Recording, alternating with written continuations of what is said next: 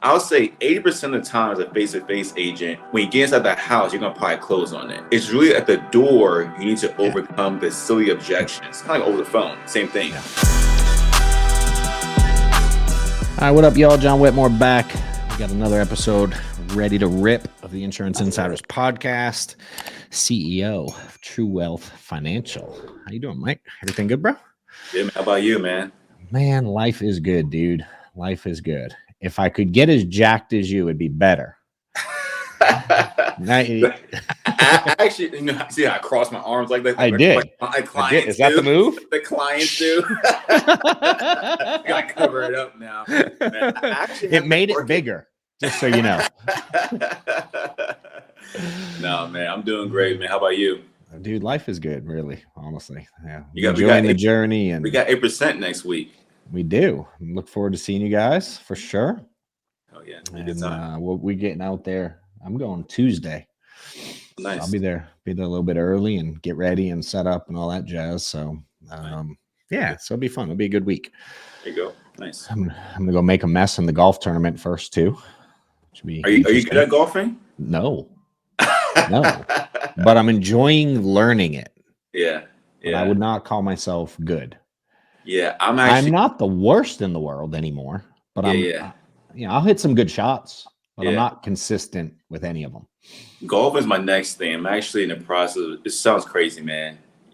I'm actually in the process of learning how to swim. Like I can no kidding stand in water, but I can't actually go in there and actually backstrokes and swimming. So I swimming. You're trying to swim legit. Yeah, I'm trying to get really good. Maybe running triathlons and Yeah. So I'm gonna get swimming down, and I'll do golfing next. Kind of my process. Oh yeah, I love it. I can swim in the pool where I won't drown. Yeah. But I really want to do a triathlon type thing. But dude, I'm afraid to swim in that open water, bro. I'm like, I can only doggy paddle so long. Me too. So I want to get to the point I can actually just swim no endless amount of time. Just keep going out there and just do my thing. That's pretty cool. I saw your son, man. Was it World Series champions or something like that? Baseball wise, it was Cooperstown. It was smooth. Yeah, Cooperstown. We played in it's like a Little League World Series. They didn't win the whole thing, but they won some games, and he hit his first 2 home runs in baseball ever. And yeah, dude, he's a beast. He's learning, man. He's putting in work. That's what he's doing. If I've taught anything, is you better put in some work, dude, because the other people around you are outworking you. And what's crazy is there were 100 teams from all over the country, right? Their first 3 games, they go 3-0. They crushed 3 teams. Next 2 games, they played some real teams and they got whacked. And then they won. Then we had there was a pool play, and then they do a tournament. In the tournament, they won a game. Then they lost a super close team, but then they got to watch. We got to watch as the top 30 teams or whatever got to play, and got into Sweet 16, Final 8-4, and we watched the championship game. But different level, kid, different level. Yeah, they have 0 shot at competing at that next tier, and we were talking about it a lot. And he's like, "How?" I'm like, "Dude, way more reps than you, way more intentionality than you. What they swing more bats, they hit up. You know what I mean? It's just more reps, dude." Yeah. Now certainly some people have natural skill sets they've been given. That's certainly a thing in sports, but some of the teams, they were smaller than him. They weren't big. You know what I mean? It wasn't and so we get home. He's like, "Can I go to the batting cages? Can we start swinging? You know what I mean?" I'm like, I'm doing something right. Yeah. I mean, you're one of the best at teaching, agents, probably people in general, probably at this point, to just do more. Yeah. To just do more. And we had you on some of our agency calls, and people to this day still remember John was on our agency call 5 months ago talking about That's what I live. Have you seen it? Look, it's official. Dude, that's dope. I see that you're doing more of, what is it? Help me out with the word I'm looking for. You're doing more of everything. Yeah, pretty much. Pretty much. I live by it, dude. It's not just a little thing. It's who I am. Facts. You know what I mean? I'm legit trying to get in better shape too. Right. So I've been on a little 4-year journey. Mm-hmm. and I was in terrible shape 4 or 5 years ago. I start doing some stuff, and I kind of started doing, and I always do a little bit more. And I went to the regular gym. Then I started going a little bit more frequently. Then you start lifting a little bit more weight. Then I joined like an Orange Theory because it was like high intensity. Right. You know what I'm saying? Right. And this past year, I decided to do a marathon. So I start training for a marathon, which I'm not a runner. I hate running. I can't stand it. I don't know how to do it. I'm not a distance guy, but I'm like, yo, I got to do something hard. So I give myself 3 months. I run a marathon. Nice. And I'm doing this big, like I'm climbing this Jesse Itzler. Well, funny enough, do you know Jesse Itzler? Yeah. So he just hired a swim coach last week on his Instagram. Really? He's going to swim across like Lake Michigan. Oh, some obnoxious that's amount of like, bro. But I see people, and he's in his early to mid 50s. I think he's mid 50s. Yeah. You know what I mean? He does these high end things. So I'm going to do this thing 29029 where I have to climb a mountain 8 times to hit the equivalent of Mount Everest height. So I got 36 hours to climb this thing, basically 30 miles. It's nuts. Yeah. You know, and so I do. So now, anyway, I'm doing this health thing. So I do big challenges, but most recently, kind of Orange Theory, I got like pretty good at it. Like I could keep up, and I was usually ahead of the pace, and I'd finish first, and And my buddy does CrossFit. You familiar? Yeah. So one day he asked me to go with him, and I'm like, bro, I'm getting kind of old. I don't know, dude, but I'll go. Yeah. So I go in, and we do this workout, and it's like a 18-minute workout. Yeah. But bro, the quantity of pounds moved per, you know what I mean? Yeah. I left there and I was like, yo, I thought I was in shape. And dude, he just different level. So I joined CrossFit. I've been doing that for maybe 4 or 5 weeks now. Wow. And I'm loving it. It's different. To push, man. Always trying to I try to get to a new level, man. That's cool. I love that. So yeah. But I appreciate it, dude. I want to hear more about you now. Y'all are building something great. Where should we start?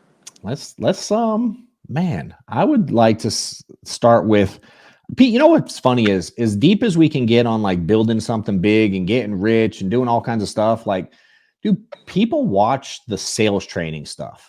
And as much as I'm a guy that's like, F the training right now, go work a bunch. Yeah. You know what I mean? It's like I do want to give them a little taste of, because it is important.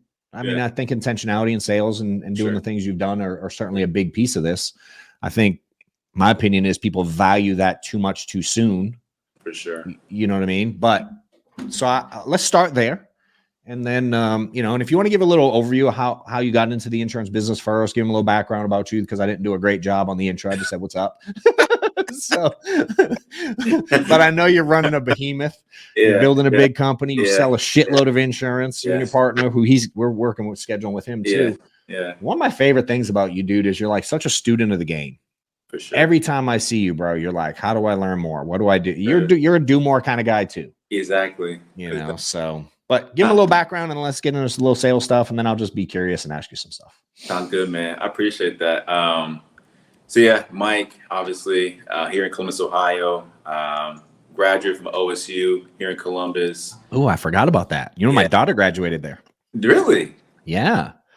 Interesting. Probably, let's see, probably 2016. Okay, yeah. That's something like that. A little bit before me. I'm my age now.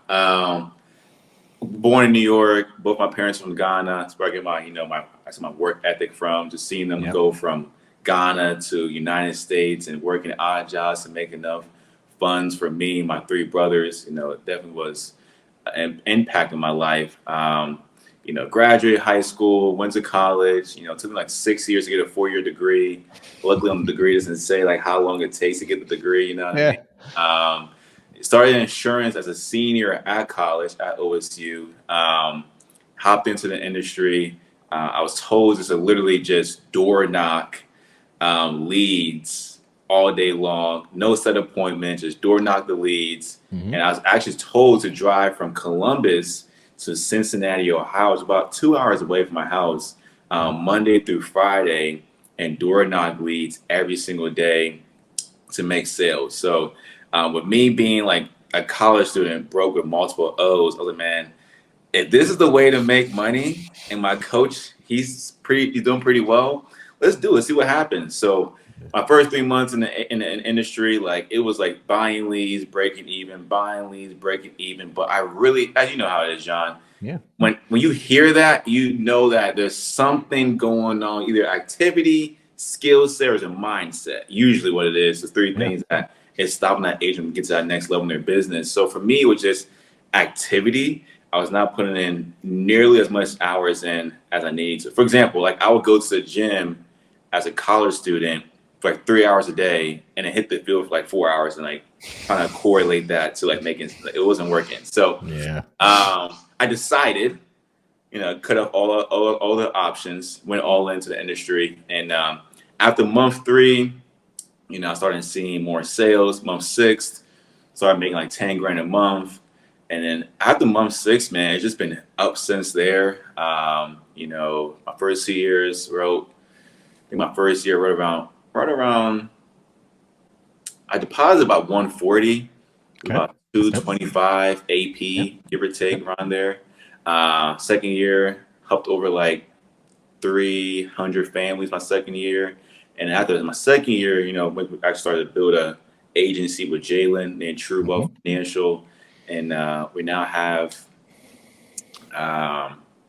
40 to 50 writing agents each month. We also have obviously a lot of contracted agents. That doesn't really mean much. I'm glad you used the real number, bro. I wouldn't take it any other way. You know what I mean?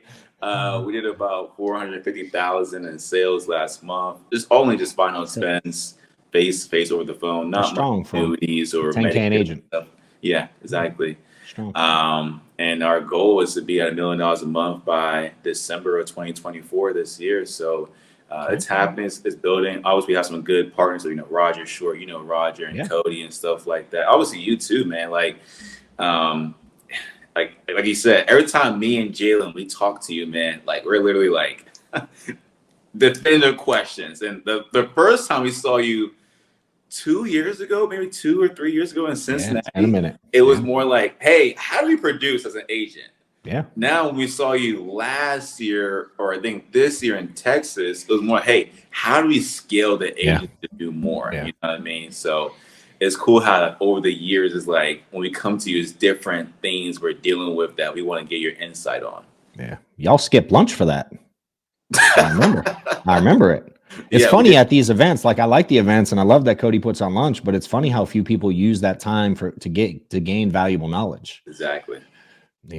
It's like, you're just super intentional about it. But I do remember that first meeting in Ohio for sure. A while ago. When you were 10K a month, you mentioned that like 6 months in, 4 months in, whatever date you said, that was straight door knock time, right?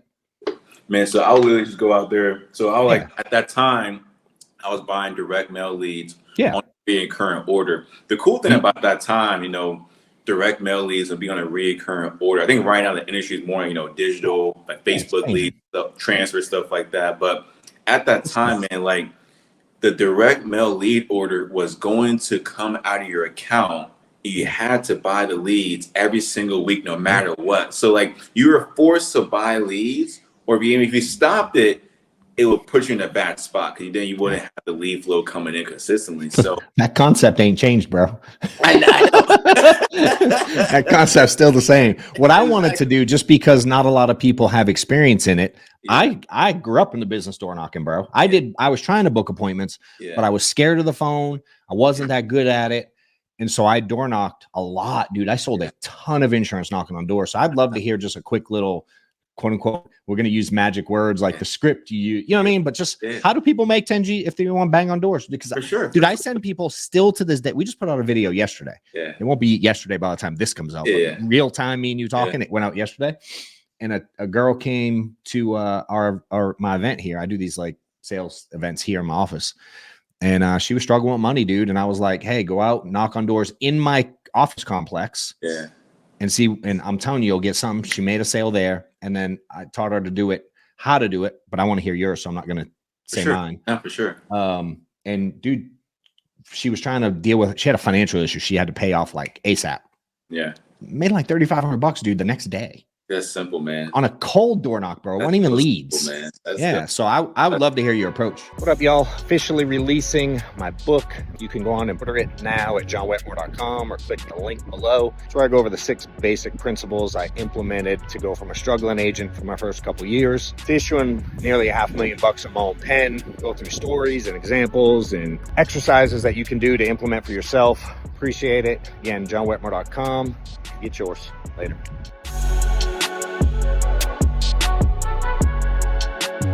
So it's actually, I actually got my actually binder here, man. I got probably a lead here somewhere. Look at that. I can prepare, man. So I knock the house. So I'll say, hey, Miss Shirley. Hey, Miss Shirley. They'll say, hey, my name is Michael. I'm with Senior Benefits here in Ohio. Then I show the lead. So you requested information about final expense coverage. I was just told to stop by to see what you qualify for. Where can we sit?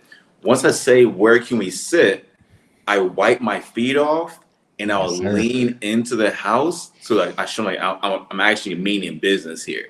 Now, a lot of times, I think for face-to-face agents, a lot of the times, I'll say 80% of the time as a face-to-face agent, when you get inside that house, you're going to probably close on it. It's really at the door, you need to overcome the silly objections, kind of like over the phone, same thing. Yeah. So at the door, the objection you'll probably get is I don't have time or I already have insurance.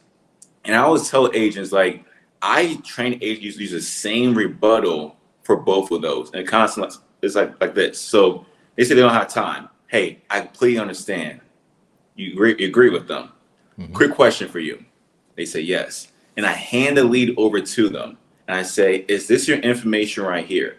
They always will say yes, because usually it's their information. Mm-hmm. I say, awesome. And I say, as you can see here, Miss Client, my name is Michael, and I show them my state license. My name is Michael. I'm actually a licensed agent here in Ohio. We actually got your information on our desk this morning, and I was just told to stop by for about 2 or 3 minutes to see what you qualify for. You want to sit inside, you want to sit outside. Now, obviously, from a lot from the client, it's a lot more tonality and a lot more pacing, but you get the gist that I'm confirming that's their information. So now we agree, yeah, you fill this form out. Yep. And then I'm showing, hey, I'm actually a licensed agent. So I'm actually a figure of authority. And now I'm saying that someone told me to come out here. So it's not my fault. I just told them. Yes, sir. And I'm saying it's 2 or 3 minutes. Miss Betty, I know you're probably watching The Price is Right on TV right now. 2 or 3 minutes. And I'm saying, I'm seeing what you qualify for. People love getting qualified for things. True. So I use both of those rebuttals to the same objection of, I don't have time, I already have insurance, because I feel like you have this, and I think both of them, you know how it is. This is a smoke screen, honestly. Yeah, 100%. Yeah. And hey, and every agent watching this gives them to salespeople too. Exactly. So then I hop into I get inside the house, I go my discovery, our presentation, and client worksheet. And my discovery, man, I go over this real quick, I'm just fact finding, I'm just fact finding. So my first question is always going to be, were you requesting information for you or for you and someone else? I'm just trying to figure out, do I need to have both husband and wife there to make a decision? My first question. If it's just one person there, awesome. My next question would be, were you requesting information because you have nothing in place right now? If they have insurance, I'll go over some questions to ask them about their current policy. If they don't have insurance, I would say, what's been stopping you? And have you got any quotes yet so far? And I go from there. After I go through that part of they have insurance or no insurance, I'll then go into ask them, have they experienced a funeral lately? They're trying to figure out, hit on some pain. So has anyone passed away close to them? And I usually, clients will always try to give you, my neighbor passed away or my friend from high school. I want mom, dads, I want someone you would literally cry about right now. So I want that person. Let's talk about that person who passed away. And do they have insurance or do they have no insurance? And were you involved in it? And the last question I'm going to ask is, if they have no insurance, hey, if you were to pass away last night and you still had no coverage, who would take care of your loved ones? Is it John? Got John. Do they have enough funds to come out of pocket for that? They do? They do not? usually, our clients, they will say they do not. And then, okay, so I'm assuming that's the reason why you won't get this policy here today, because you won't leave John any kind of burden of debt. And they just say, yeah, that's the reason why. And then, go into presentation, quoting, and done deal. Easy. Was that good, or was that just too much? No, that's perfect, dude. Cool. It's giving me flashbacks of the stuff I used to do in the house. You know what I mean? It's what I love about this business is you don't have to invent anything. We just learned the shit from someone else who was before us. You don't. It's good. It's the intentionality of it all. You know what I mean? It's like so many people rush through it, or they get an objection and they freak out, or they start to reason it, or they just go, okay, and they turn around and walk away. Yeah. That's probably happens more often than not. Yeah. But you literally just pushed it aside and asked the same question again, a little bit slower and a little bit more intentional with it. That's it, man. That's it. How many doors were you knocking when it was like getting good for you financially? Relative, you already said you were barely putting in the work at first when you're in the gym. Yeah. So again, I know skill set gets better, it gets easier. You know what I mean? You can make a bunch of money on less, but at that kind of middle phase where you're like, oh, there's something starting to connect here, starting to work a little bit. Yeah.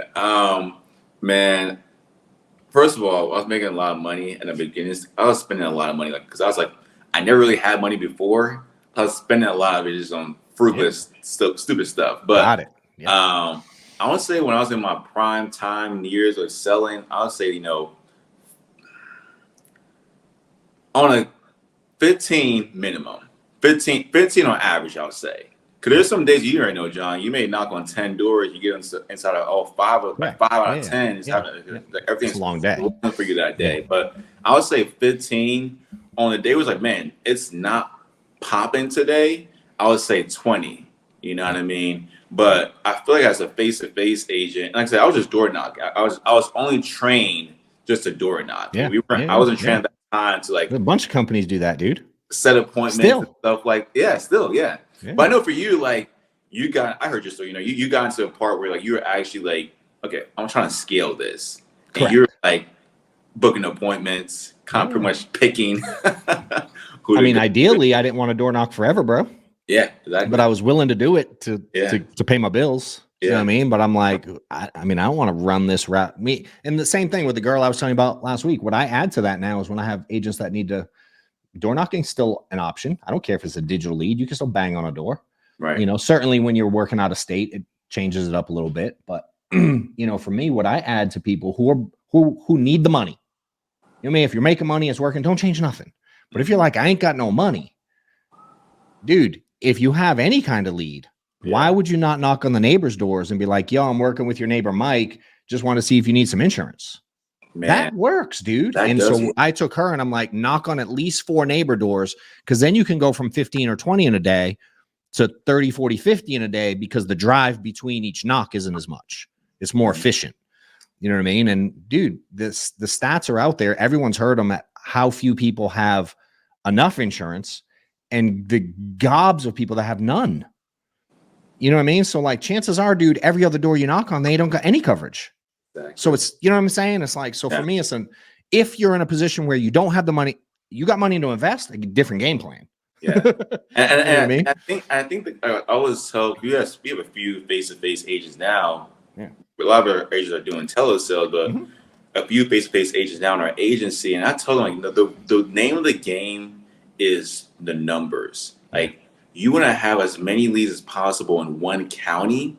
So therefore the odds are in your favor. Like, so you can have like a bunch of digital leads or direct mail leads, whatever it is. Even if they're older, John, as long as they're on one county, you just drive 5 minutes, 8 minutes, 10 minutes there.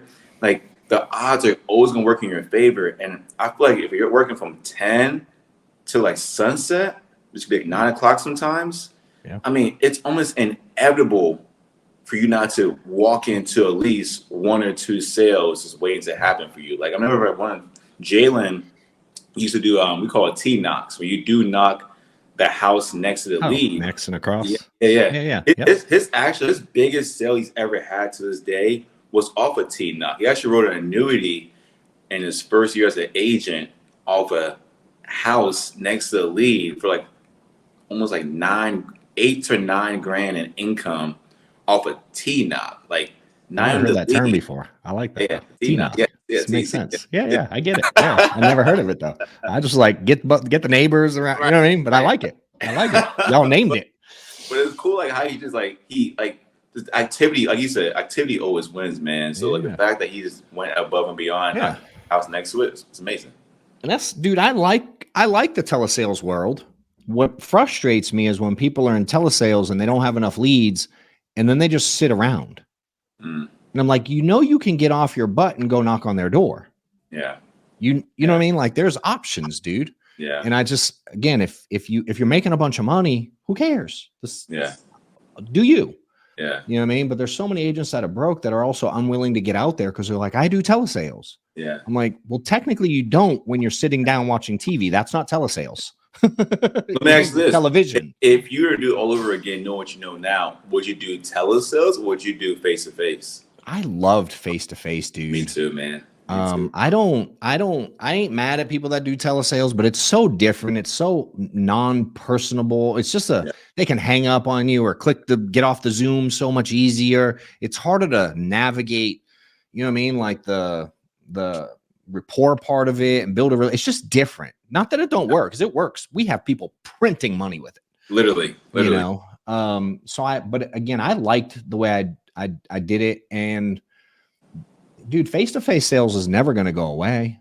No. You know what I'm saying? Like I'm one of the least compliance type people in the world, but yo, one change, dude, telesales or virtual sales can change in a second. Oh, yeah. You know what I mean? And we used to say the same thing with direct mail. Hey, they changed one thing with mailing or the post office or where it can change. Exactly. So I think having the ability to communicate with people in person, that's a skill set, bro, that will never go unused. Yeah. You know what I mean? It's so valuable. I agree with you, man. I always tell people, and I say that in a joking way, I feel like even as face to face, you got to drive to houses and stuff like that, but you have set appointments. I feel like you could outwork a telesales agent sales wise, like 100%. And I think also the retention, Yes, the psychology, it obviously will be more stickier. Obviously, you know what I mean. Hey, So you close, you got to book less appointments. Dude, we have a ton of telesales. 100% of telesales people that are successful are like, I have to book way more appointments. I have to buy more leads. I get told no way more, and more policies fall off the books. Now, can they net more money sometimes? Sure, because they can stack 20 appointments in a day. I can't do 20 in-person appointments in a day. No. I physically can't do it. No. But I can do 8 to 12 stacked, Exactly. get 3, 4, 5 no-shows, see 6, 7, 8 people in a day and print. You know what I mean? I'm like, so I like both. And if you're killing it in one, keep doing it. But I'm like, dude, it's weird to me that the people that do telesales, a lot of them are like afraid to go see people. That's what it is. And I'm like, you can still go see people even though you do telesales. It's out of state. Cool. I used to fly to Utah. Bro, I sold in Cincinnati. I sold a bunch of insurance in Cincinnati. Delta flies there. Yeah. Yeah. Which is weird. They land in Kentucky. I found that weird. I'm like, yeah, it's really weird. Yeah. But I sold a gang of insurance. Man, and them little tiny homes they got in Cincinnati. I ain't never seen houses so little. Yeah. Dude, it's a great area, man. That's funny. Like that. Good point. Like you said, you literally travel, man. That's crazy. I forgot about the Dude. I did Utah for a while, and then I did Ohio, and I would sell out there leads, and I'd call from Atlanta, book appointments, and ones I couldn't, and then I'd fly there.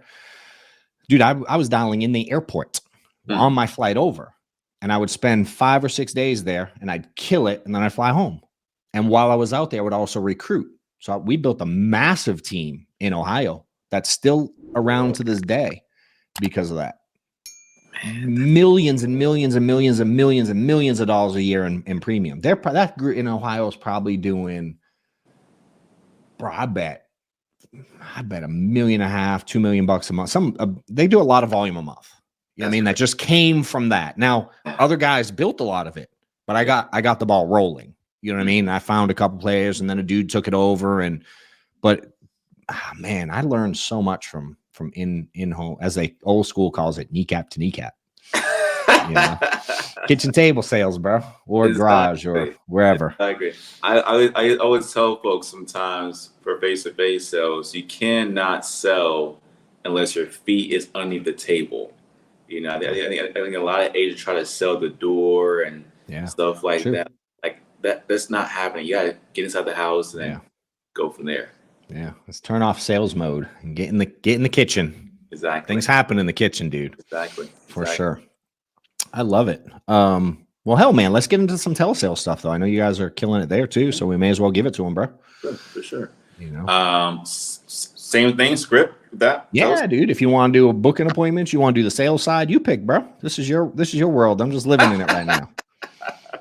Man, that's funny. So I think we interview Jalen probably in the next few podcasts. You'll probably get a lot more than me from telesales than from him. Okay. But I'll give you some telesales stuff. I don't do much of it to this day. If I am going to sell, it's going to probably still be go face to face, in person appointments.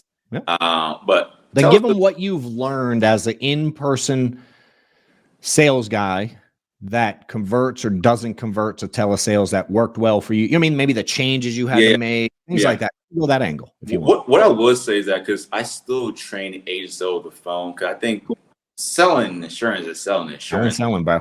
Same thing. I think the biggest thing over the phone is in your first minute is I see a lot of agents, if the lead has date of birth, street address, favorite hobby, whatever it may be, like make sure you verify that information somewhere in the first minute of that conversation. You know what I mean? And you had to do something to bring their guard down in the first 2 or 3 minutes. And also telesales, you literally have a split second.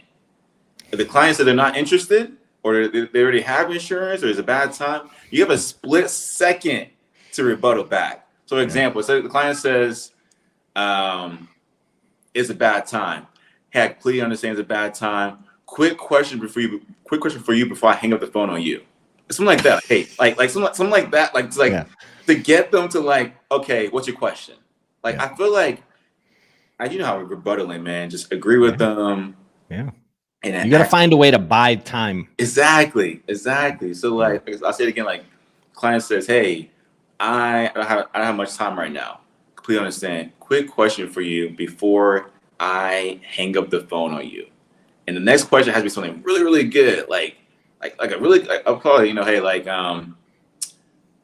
were you requesting information because you don't have anything in place right now, or you already have coverage?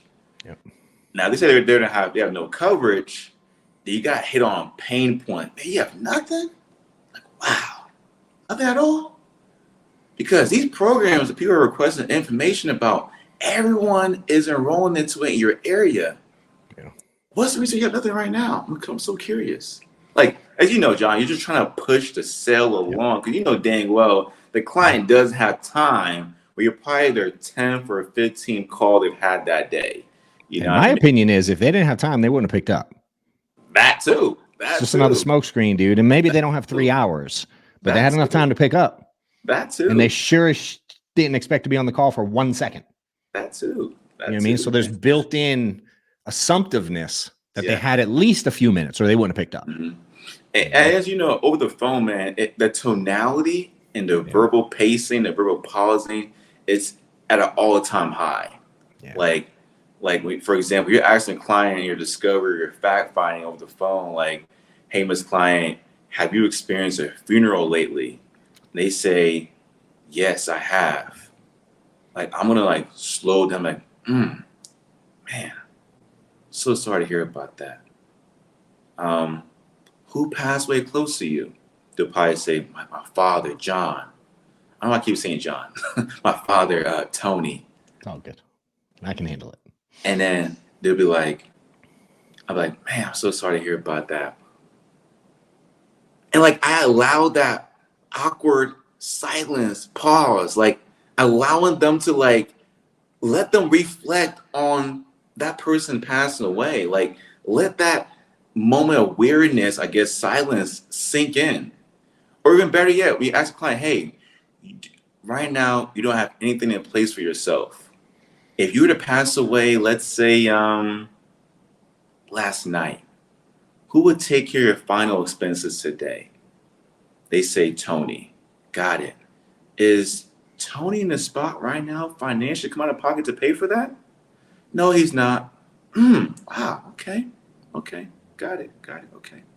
Like that pacing, man. Like that slowness. Like and like it's so beautiful when you get to master that, because that's when you know your script now. Like you're not tied to the script. You actually know the script, and you're actually able to think about what the client is saying to you and actually respond effectively, because the script is given to every agent probably, but a lot of agents don't understand why each question is being told to be asked. Like we're asking about the funeral questions because we're trying to get a pain point out of them. You know what I mean, man? It makes sense, dude. It's simple when you pay attention to it. I remember being new, bro. I got this little sheet of paper. And they told us how to like go through the in-home presentation. Yeah. And bro, I used to write it. I used to write it. And I don't know. I used to cheat in school. And I used to like try to bring a little piece of paper and write as much as I could in really small fine print and try to hide it and try to read all the answers. You know what I mean? Like, and when I was going into houses at first, I would write like the steps down and I would hide it under the lead. And when they were talking, bro, I'm looking at the next step. Yeah. And I was like, I wonder why I'm missing a lot of sales. I'm not listening at all. I'm trying to think of what I'm supposed to be doing next. Exactly. Now I compare it to like I love Denzel Washington. He's one of the best actors. Yeah. But Denzel, when he gets a new script, he has to master that thing. Yeah. And then he adds his own personality to it. True. Which makes him the best actor. So a lot of agents are getting a script, probably from their agency owner, and they're now trying to add their personality to it without actually mastering the script. Yeah. And it kind of just throws it off. Yeah. I also feel like for telesales agents, you know how it is, John. Like when that client's on the phone with you for the first time, there's no calling back. There's no like we get down to the end and call you back. No, get the banking now and get everything done now on the phone. Because I'm telling you, them saying they're gonna call you back is probably not going to happen. It's not going to happen. Like the chance of that happening is very, very slim and small. I think what's cool right now when it comes to the carriers we work with, man, is that with telesales, like text to sign, voice signature, like stuff, but make things simple as an agent. I think with telesales too, man, like I would want to find a carrier that gets the client approved, especially doing like final expense, gets the client approved first in the first like 5 minutes, rather than spend the whole entire application, get down to the end, the client gets declined. Now you had to pivot. Like there's a lot of carriers that we both work with that like you get the client approved first before even asking for like banking information, before even inputting it into the application. And I think that's a really important thing to like know as an agent, like to go with those carriers first, just to save yourself time. Yep. It's true. Yeah. Changes the game. And it's hard for newer agents to pivot. And there's this weird balance, man. Like it is hard to master the script without messing it up a bunch. So I think what I wish people understood more is like there is a process to learning, and you've got to be okay with that. But the more frequently you practice this thing live, now you should work on it not live, offline. Get it but it's dude. If you only practice offline, when you go live, dude, it ain't the same. You know what I mean? So it's like you've got to combine both of like real world application, be willing to mess it up and learn from it. And then when you mess it up, immediately go back and go like, all right, dude, I lost it here. Dang, I should know that better. Let me get that down. And you study the snot. You know what I mean? It's like, and I think it's also important for agents. Like, man, we're onboarding so many new agents right now. And cool. What I love about it is like, I get to like see at my level what most agents are having a challenging time with. And a lot of times just they're speaking too fast. They're stuttering in certain areas. They're not bringing their client's guard down in certain. It's like they're interrogating the client. Like They're asking question after question after question. Where you should be a question, acknowledge your response, and like a statement. Like, like make it flow as an actual conversational. Yeah. But a lot of things, I think agents should start doing this. A lot of our agents do right now, where like you have a presentation for a client, you want to record the presentation. You want to record a presentation and then send it to your coach. Like that's the number one way to get better as an 100%. Agent is record your presentation. In your first 90 days as an agent, I will record every single one. And if you want to go a step above, man, I will have your coach, if he has the time, or someone in your agency, to literally be on, if you're doing telesales, be on Zoom with you while you're on with a live client. Hey, man, just be on Zoom with me. Just hear me dial. Like, I want you to hear me dial and give me feedback. And I feel like if you do this as a new agent, you actually take the critique from a person that actually knows what they're talking about. Like, man, you're gonna get so much better quicker. Like, you're gonna pretty much rip the Band-Aid off faster. Yeah. And then if you implement your activity structure, your because I know you have like a activity tracker, right? Yeah. Is that what it is? Yeah. Yep. You implement that into your business your first 30 days. So your skill set now is getting better because you're getting feedback on your script from your coach. Yeah. You're getting the activity in, and then it's like if you have the leads, it's like it's almost impossible for you not to make this thing happen at a high level. Yeah, it does make it easy. I always tell agents, dude, I need something to work with. Yeah. If you don't go get me a bunch of mistakes, I ain't got nothing to work on.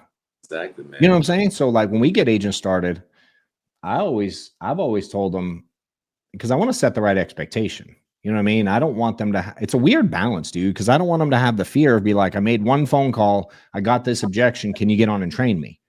Yeah. You know what I mean? I'm like, so I need more. So I always tell people, yo, go, hey, Mike, first day on the phone, I know your goal is to book a bunch of appointments and make a bunch of money. Dude, I don't know how well it's going to go day one. Maybe it goes great. Maybe it goes bad. I have no idea. My first day sucked. You know what I'm saying? Maybe you'll trip into a sale. Maybe you won't. I don't know. But here's what I really want you to do is your first day, dude, I really just want you to go out and focus on getting me like 30 or 40 objections. So I got some stuff to work on in training wise for you. Can you do that for me? And it tells the truth there, because some won't go do it and then I don't have to mess with the training because they just quit, or they go do it. And I see someone that's willing to go through some stuff.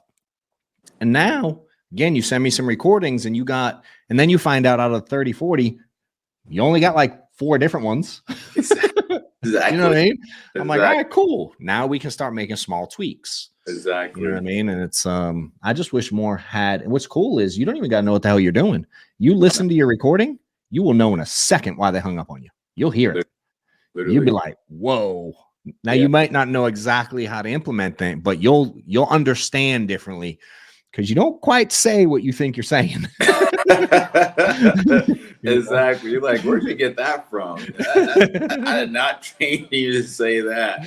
And obviously, mindset is obviously one of the biggest 100%. Things in this industry. You know what I mean? It's a whole different topic, but I think mindset and routine go hand in hand. I think for me, when I was like a new agent, like I see myself as a really, really disciplined person when it comes to my routine. Like I've had the same routine for the last 4 to 5 years. Like I wake up at the same time. I wake up in the morning, I read usually the Bible, and I read, and I go to the gym for an hour. And my first 2 hours of my day, there's no texting, there's no social media, there's no emails, no nothing. My first 2 hours of my day, and then I'm then now eating a healthy meal. And then I was then at that time, getting into the field to work my leads. And at that time, man, I wasn't even checking social media until I got off of work. Yeah. I know it sounds so weird, but I'm telling you, a lot of agents, John, they spend a lot of time checking social media and now if you're using it for your business, awesome. Keep doing that thing. But when I was a new agent, man, like I was like waking up at a certain time, gym, eating breakfast, and I was eating honestly because I was broke. It was when I was making money. I was eating like literally just rice, chicken, and broccoli. Like Yeah. I wanted to eat a healthy meal that got me feeling good and it's simple to make, simple, easy to make. Yeah. And I hit the field all day long in my day. And when I got back home from the field, this is the biggest thing, is that Monday through Friday, I would get back home at say 8 or 9 o'clock. And then I was sometimes, John, man, I would go to the gym again. Because I wanted to trick my body. I wanted to like, okay, if I sit at home, I probably won't listen to much personal development. But if I go to the gym, I'm not outside my home. Now I'm working on my body and listening to like a Eric Thomas, Tony Robbins. Now I'm forcing myself to work on my body and my mind at the same time. And then when I got home, it was like eat my healthy meal. And now listen to more personal development, getting my day, getting myself ready that night for the next day. Like I would even like get gas the night before. Like I don't want to waste time getting gas during prime time hours of my next working day. I would make sure like I have my water, like my food, my leads mapped out, my leads ready for the next, like, what the small stuff. Yeah. You know what I mean? And man, I just think about all those little small things that I did that like it compounded, like, you know, because it does. It adds up, man. It does. That's what makes agents' days disappear, and they get in 22 dials, and they're like, "Man, this leads didn't work," because they have to do all that other stuff when they should be knocking it out. You know, and I made that mistake too, dude. I remember messing those things up and being like, "Ooh, oh," I'd be like, "I had to call the carrier." Nah, I didn't have to call the carrier right now. You know, it's like you know, dang well, if you call the carrier at 2 o'clock, you know you're gonna be on a long wait. So it's like, why don't you just call the carrier when they open in the morning? Oh no, but you know, we don't wake up that early. So like, it's like, you know, the stuff like that. I always had a list, dude. My same kind of routine, obviously, as you just mentioned, and minus the working out twice a day. I didn't get into that till more recently, but it was the intentionality of it. But I would always put a list of not only carriers that I had to call for specific clients, but agents I had to call, and I would do that in the car, which is why I also like the idea of being out in the field, because that drive time, dude, made me a ton of money. Dude, I did a lot of stuff during drive time. Yes, that was productive. No, I agree, man. I really agree. It's been good, man. I love this stuff, man. I honestly feel like for me now, like training agents is so fun. They're all different. It's like a fun game to me to kind of figure out how to get this person from not believing or not producing or whatever they're dealing with to go from there to beast mode. And then it's like, man, like, it's fun. You know how it is. It's like, it's the most rewarding thing. Like it's more rewarding than even me selling. It's like, man, like you went from there to now 100,000, 200K plus a year, and your first year, that's the most rewarding thing as like a coach, you could say. It's true. Hey, wait till you get people a little bit of help, start making them millions. That's fun too. That's fun too. We're gonna get there, man. We're gonna get there. I know you are. I know you're on the right path. I keep telling you that. Just the only thing you ain't got yet is enough time to hit it. You know what I mean? That's the ingredient. Just it is what it is, dude. You got to bake the cake. You got to cook that sucker long. It is what it is. You know what's so funny is like, it's like agents are like some agent, like, you know, they're looking to get to that 10K, 20K, 30K, and you know it's just time, activity. And then for us, it's like we're looking to get to that $1 million a month, $2 million a month, and it's like, man, I want it now, John. You know, but I just know, hey, there's a point in time that it has to happen. Because if it happens right now, it's obviously because it's not the right time for us right now. Like if it happened right now, it probably will spoil the opportunity in a sense. You know what I mean?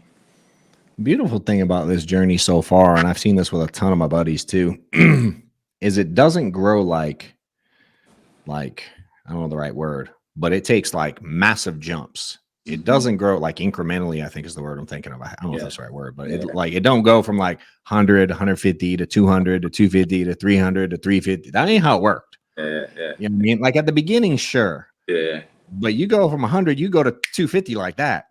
And you go from 250 to 500, like the 500, a million plus. I mean, it jumps, dude. Yeah. It's wild because you start to see the momentum, you know? So I think at your stage, bro, one of the things we adopted that we still have to this day that's never changed, just help people get paid, bro. Mm-hmm. You help people get paid every day, good things will come. You know, again, y'all are doing it. So what's the most frustrating part for y'all right now? Besides what you just said, you can't have it fast enough. Like, what's the hardest? Man. What pisses you off every day? I want to know that. And I want to know if you'll tell me. Dude, it's just when you know that agent has a lot of potential, but they're just not coachable. Mm-hmm. It's like, man, I'm telling you, you're in your first 3 weeks.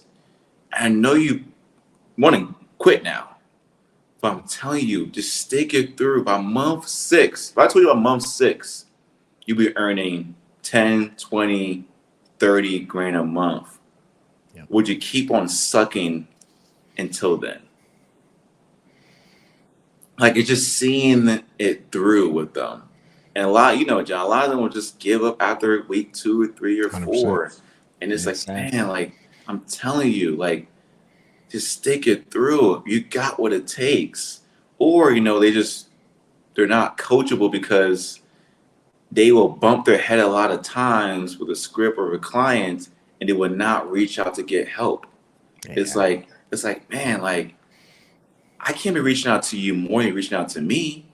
Yeah. Like when I was a new agent, man, I was hitting up my coach like 3, 4, 5, 10 times a day. I want to get better quicker, you know. So frustrating for me is like, you know, agents not seeing it through, and then agents not wanting to get better by reaching out. Like, oh, Mike, you're too busy. I'm like, man, I'm actually not busy. Well, I am busy, but like, I want to see you win. Like, I will hop on a call with you for a whole hour if I need to, just to make sure you win. But just make sure you take that information and you apply it. Because for us to go over the same thing every single time we talk, then that becomes a new frustrating thing. You know what I mean? It is funny that whole like I know when people are like, I know you're busy, so I didn't want to call you. I'm like, you know, everyone says that, so no one calls, right? Exactly. You know what I mean? Like, we're busy because we put ourselves in busy situations, and there are some unique people, but it ain't what I promise. Y'all got 40, 50 agents. I would bet my house less than under 10 for sure call you on a regular basis. For sure. Easily. And it is crazy, man. Another frustrating thing for us is like, you know, when agents are trying to come in and sell all the products, you know, they're trying to sell finance, and they're trying to do IUL, they want to do Medicare, they want to do annuities. I'm like, man, let's just pick one product, let's master that before you branch out to other ones. Yep, that's true. Yeah, that's a hard one, dude. It's and that don't go away. I'm like, oh man, keeps coachable coming. Thing kills me, dude. It's because that part's so easy. Yeah, I mean, it's hard for them to do, but it's also very easy for them to if they would just follow the guidance. You know what I mean? And I find so many new people, man, they try to convince themselves that they know what they need to do. And I'm like, if you were any good at that, you wouldn't have been bad to begin with. You wouldn't have messed it up to start. So you're going to judge what you need when you're the one that messed it up in the first place? Like, that's a really bad thought process. Exactly. You know what I mean?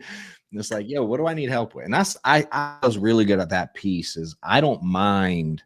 I was a slow start, as you know the story. Yeah. But like when I had the opportunity to, and I still do it, dude. I have the opportunity to get around someone that's further ahead from me or what I'm learning. I'm like, yo, what would you advise I could do differently or better? And I like to hear the feedback. It hurts. Yeah. Bro, I've been told some stuff. I'm like, that one hurt. Yeah. But it's always helped me grow.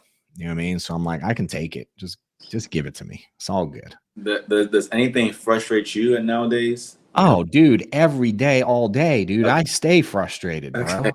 Yeah, man. What frustrates you? Oh, I want to get Amanda down here and get her on the mic so she can tell you all the things I get annoyed at. Yeah. Man, it's funny that like it's almost more frustrating because as many success stories as we have, dude, I don't mean to be a turd, but this business is easy as fuck to make $250,000 in. You know what I mean? And I get so frustrated that people overcomplicate it. Mm-hmm. You know, so I get in today's world, one of the things I'm most frustrated by, dude, is like people out there that are like trying to guide people towards something and they've never had success in it. Mm. You know what I mean? There's like, it's like people who make a bunch of money coaching people how to do something, but they ain't never done the something. Yeah. No, they might be making good money, but they're only making good money because they told people they can coach them in something they ain't done. That annoys me a lot. Yeah. You know, so that's just an industry thing. It's a weird thing that just drives me up the wall. I don't like which is why I do this, dude. I hate the weirdness between companies. Your company sucks. My company sucks. Yeah. Bro, there's someone printing money at every one of our companies, in every model, in every comp plan, in every lead type plan, 1099, LOA, W2. It don't matter, dude. There's someone making money in every one of them. Yeah. You know, and I get there's some level of competition between, but at the same time, dude, I'm like, really? You know what I mean? Yeah. And one thing I've taken speaking of social media, this one drives me crazy, but I don't put myself in the situation. Them Facebook groups with the agents, those insurance agent Facebook groups. Yeah. You in any? No, I'm not. Have you ever been in any? I have. Yeah, I have. Ooh-wee. Yeah. I can't handle those, dude. Yeah. What's the best company? Oh, Lord, here we go. Right. Where's the best leads? Oh, Lord. You know what I mean? Yeah. It's just, I don't know, man. So and then I'm still somewhat frustrated, bro, that I can't grow as fast as I want to. Mm. That don't change, man. For some of us, I will say for some people it does, but like, I'm still trying to achieve more in life, dude. I'm trying to help a bunch more people get to a new level of income. I'm trying to help my staff, dude. I'm trying to help my staff get rich. Yeah. Which is a hell of a challenge because it's hard to put a commission structure in place for, you know what I mean? But like, I'm like, all right, can I get them all at least over 6 figures? Yeah. You know what I mean? Amanda's been with me 7 years now. She's been making it for a minute. Yeah. We get a bunch more and I'm trying to get them there. You know what I mean? I'm like, I get frustrated about pace still. Yeah. Where do you think that your agency will be on a month-to-month basis this time next year? Oh, dude. I mean, I would say just based on growth path. So we did like 209 million last year. Yeah. Right. So that's like, yeah, what's that? 17 a month, whatever the number is a month, right? 17-ish, something like that. I was bragging you, man, when I talked to him, like, man, you know, John did 200 million last year, man. Like, yeah. So we'll probably I would love to hit 300, but we won't hit it. We'll be in the 250 ballpark. And then so next year will be at 300. So we'll be 25 plus a month, 25 million, you know what I mean? A month will be expectation for sure. And to be fair, dude, like I have a lot of help, bro. Yeah. You know what I mean? Like I don't control as much of it as everybody thinks today. There's so many killers that are building this thing and I get way more credit than I deserve, in my opinion. You know what I mean? Like I do my best to help everybody, but without guys that are out there grinding when I'm chilling with my kids, you know what I mean? Like we don't have that. Yeah. Does that make sense? So it's like, our team is going to do that. Exactly. You know what I'm saying? What am I going to do? Bro, I'm going to show up in my office every damn day and I'm going to try to get better and I'm going to push people and I'm going to push my team and we're going to add more value to the industry. I can only do what I can do every day. Thanks. You know what I'm saying? So it's like my routine is very similar, dude. I'm up every day at 6:30. I'm at the gym by 7:30. I do that for an hour. I go to sauna for 30 minutes. I hit a cold plunge. I come in the office and dude, I'm back-to-back meetings. I crank them out, bro. Yeah. I don't have time for bullshit in the middle. I don't care. You know what I mean? My first meeting's usually 10:30, to be honest, just being straight up. Yeah. I don't typically do because I like my routine. Yeah. I really like to get my morning started right. I'm better here. Yeah. You know, but from 10:30 to like I usually leave the office most days, still to this day, dude, 5:30, 6. And then I just go home and I don't know. Sometimes I work out again. I'll go play golf. I'll hang out with my kids. You know what I mean? I'll take the wife to dinner tonight, things like that. I work a lot. I don't work near as much at home as I used to. I used to all the time, every night. But I have such a good staff team now too, that I was able to delegate a lot better this year. That's one of the things I wanted to work on, to kind of take some of the mental stress of me having to do everything and being a control freak and not trusting people. I had to learn to let go. Yeah. And dude, we've put out some stuff this year, bro, and we got some stuff coming. My whole team's coming to 8% next week. Really? Yeah, dude, we're doing some big things with automations and helping. My goal is to help the industry, dude. Yeah. I mean, I've done what I've done in the company and integrity's cool, but I'm like, yo, how can I next 10, 15 years? I'm like, how can I mess up the industry? Yeah. So we're building stuff, that's for the vision. You know what I mean? It certainly benefits us today. I recruit by mistake today, dude. Someone hits me up every single day of the week. Yeah. Now I can't work with them all one-on-one. I can't, right. I mean, unless you're trying to be a 7-figure guy, I can't mess with it one-on-one, but I have a whole team that's like here. Right.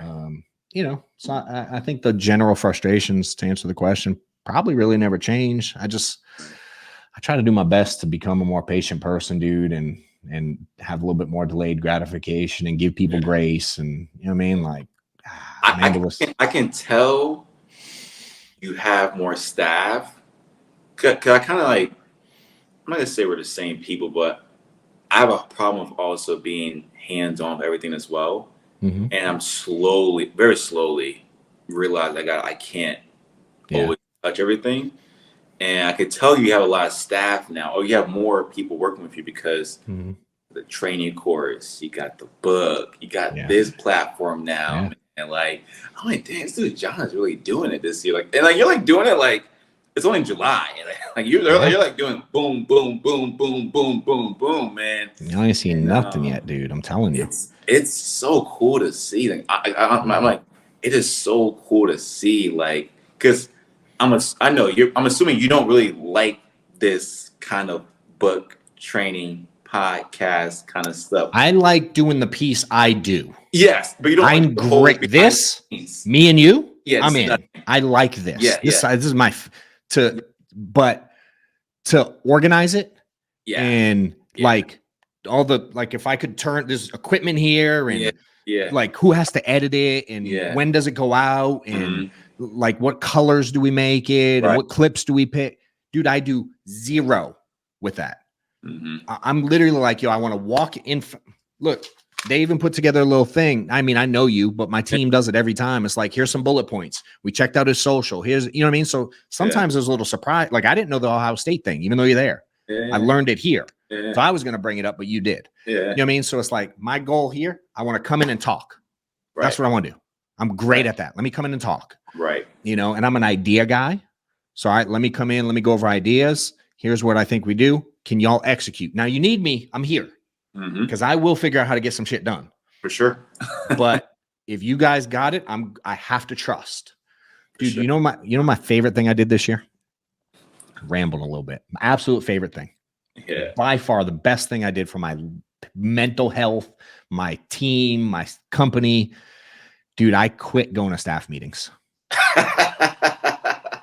I swear I quit them. I literally quit one. I'm like, I quit.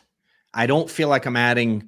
I think I'm more of a detriment to a staff meeting than I add value. So I do like one a quarter now. Now, if they need me, I'm here. I'm in my office every day. Does that make sense? But I used to do a staff meeting every week. What's this? What's this number? How much here? What is it? Where are we at with this? What are the? And I'm like, I would always leave them frustrated, dude. I would leave a staff and someone, I don't remember where I got it from. I think it might have been a Patrick Bet-David thing. I can't remember.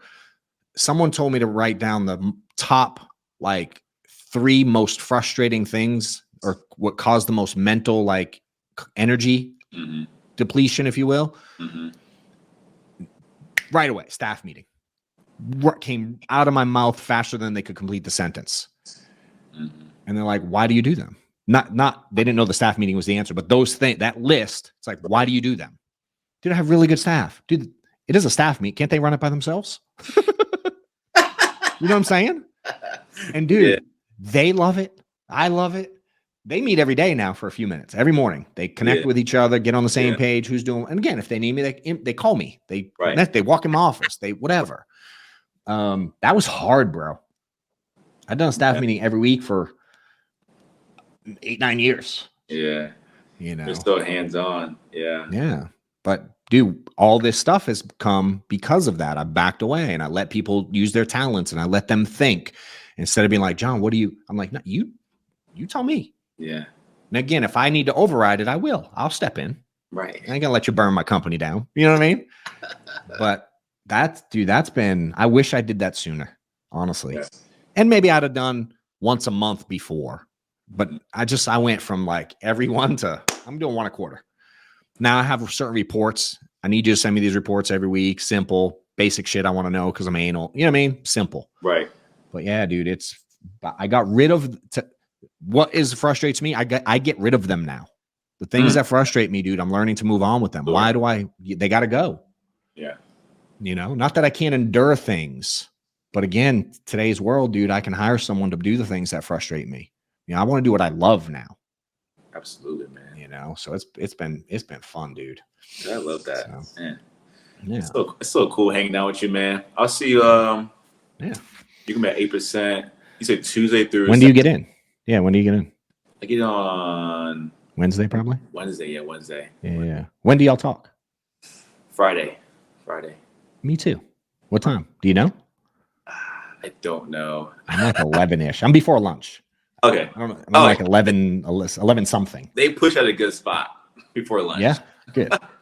Yeah, get some fired up. I got 2 breakouts and we'll have a booth. Yeah, that's dope, man. Yeah, so we'll do that. And y'all recording your stuff? Of course, yeah. So it'll be out on because this will come out after 8%. This will be out. Oh, really? Yeah. We won't get this out before. So I said next week, like next week. What? Yeah. Okay. But they know now. I mean, if anyone's confused that we record these, it's like, you know what I mean? But point is, you'll be able to go to your social. If you want to drop it now, you can. Yeah. So my team will probably put it up, but you can say it on here. It's Instagram. It's gonna be at TRUU Wealth.